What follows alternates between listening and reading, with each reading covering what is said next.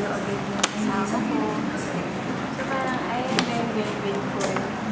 So, bali ilang films or how many years? Nagbiyak ba? Three movies na. Four movies. So, syempre, how was the experience? Wow, it was an amazing New Zealand. experience. Sobrang amazing. At yung nga po natin first time ko makapag-experience ng winter. First time na umahati sa sobrang lamig talaga na lugar. And yung mga kasama namin din, yung mga locals din doon. Meron silang sarili production. Talagang, ito po yung isa sa highlight ng career.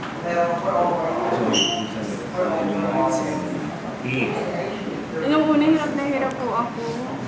So, nadidistract talaga ako na sobrang gwapo niya. Siyempre nakaka-starstruck dahil siyempre Piolo Pascual yun. And before naman kami mag-shoot, hindi kami nagkaroon talaga ng bonding na makapag-usap or talaga nakita kami sa set na. So hindi kayo naninibago. friends? Hindi kayo friends? Hindi po.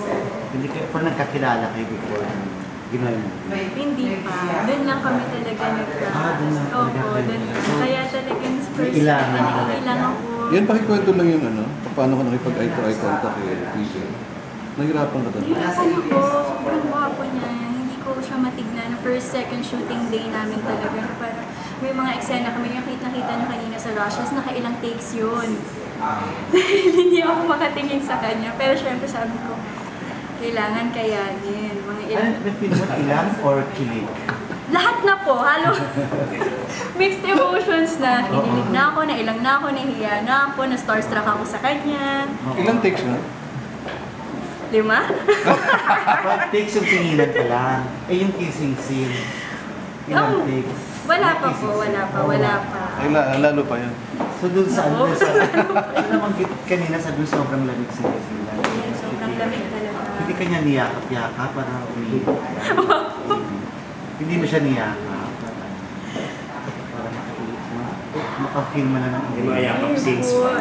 Siyempre nahihiya nga po ako sa kanya, hindi ako Pero sa mga eksena, wala pa naman pong mga intimate scenes. Wala.